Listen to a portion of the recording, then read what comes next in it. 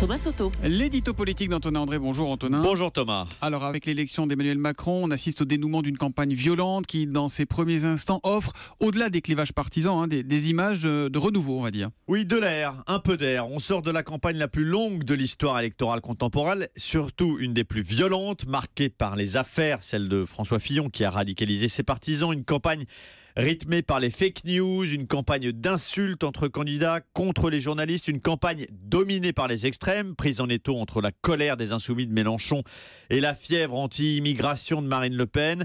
Alors qu'on adhère ou non à Emmanuel Macron, à sa jeunesse, son parcours atypique donne le sentiment d'un renouveau, d'une page blanche qui rompt avec un système politique à bout de souffle.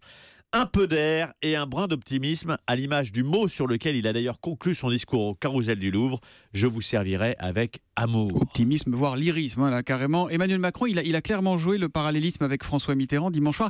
Est-ce que cette comparaison avec 81 vous semble pertinente ? Alors dans les deux cas, il y a une rupture avec l'histoire politique, avec l'ordre établi, une forme d'aventure politique. La différence, c'est que pour Mitterrand, c'était une rupture idéologique. La gauche sort de l'opposition pour la première fois depuis 1958. Pour Emmanuel Macron, c'est une rupture biologique, celle de la jeunesse, du renouvellement du système politique. Le dégagisme que revendique avec brutalité Jean-Luc Mélenchon, lui, l'ancien sénateur socialiste, ancien ministre de Lionel Jospin, eh bien Emmanuel Macron l'a mise en œuvre sans violence et en faisant une valeur positive de ce renouvellement. De ce qu'il a dit dimanche soir, on retient aussi qu'il estime qu'il n'aura pas d'état de grâce. Il a raison ? Oui, il a raison parce que sa victoire n'est pas un blanc-seing. Il l'a dit d'ailleurs, plus de 40% de ses électeurs l'ont choisi pour s'opposer à Marine Le Pen. Je me battrai contre les divisions qui nous minent.